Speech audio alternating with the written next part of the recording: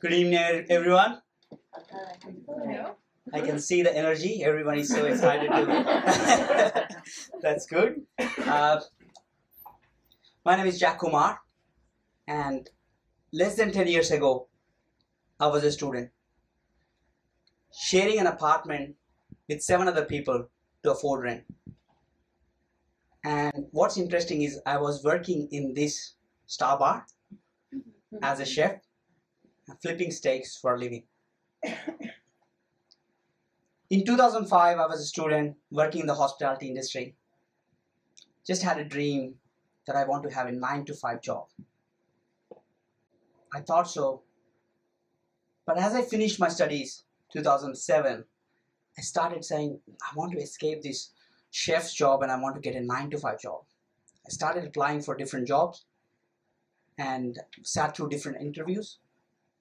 Finally found a job with one of the major banks in Australia. It was a 9-to-5 job. I was saying, wow, I found my dream job, or I thought so. I worked there for 2 years. And working there after 2 years, I went back to India for the first time. I met my family. I was so excited to spend time with them.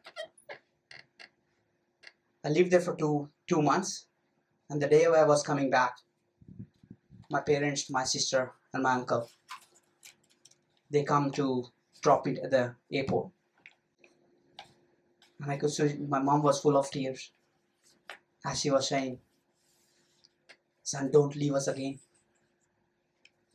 And my uncle was hiding tears and saying, and I was showing that I'm so strong. I'm not gonna cry.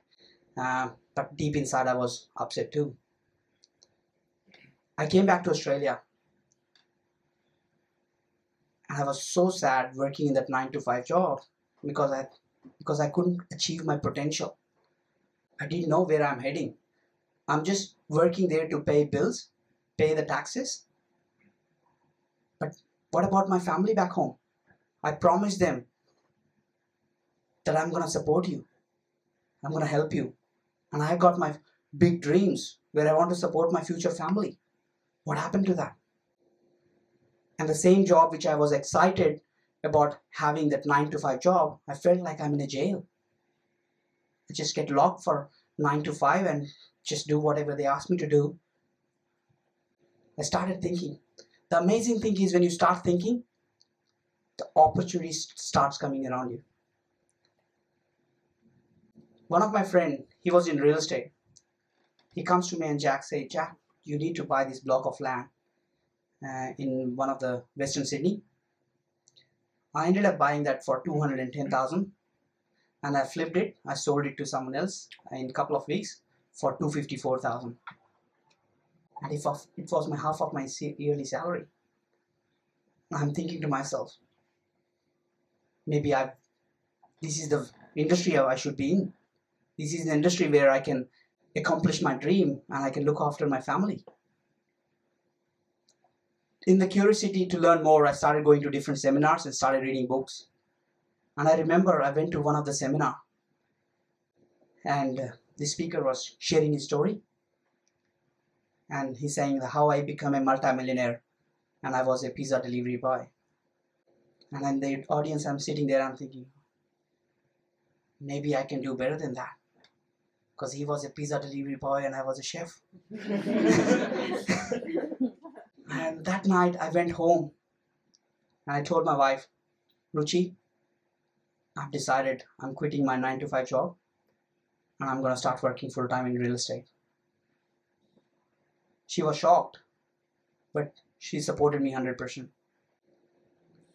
Since then I have come a long way.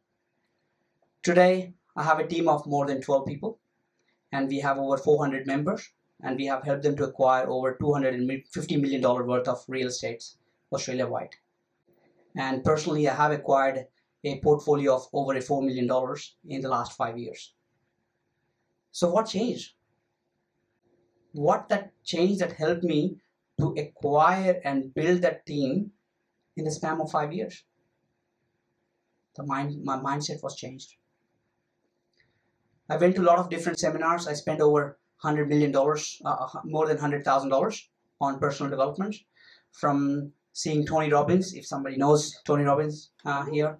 And I'm going to his seminar from every year from last 4.5, 5 years now, and walking on that fire walk. What it does is it's amazing. It tells you that if you can do that, you can do anything. And I have spent time with Richard Branson to understand, how he builds his team, how he looks after his staff. And I developed 3 philosophies that helped me to where I am today. So I'm going to share those 3 philosophies with you. Are you open for it? Yeah. One of the philosophies that I learned is dream big and think about abundance. See, India's greatest scientist, philanthropist, and former presidents once said, dreams are not what you have when you sleep. True dreams are the ones that don't let you sleep. A lot of people have wishes and goals. And he said that if you think once, it's a dream. If you think twice, it becomes a vision, a goal.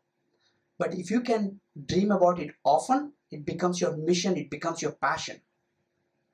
And I tell my staff that if I wake you up at the middle of the night, and if I say, what's your dream? And if you can't describe me what your goal is, then that's a wish.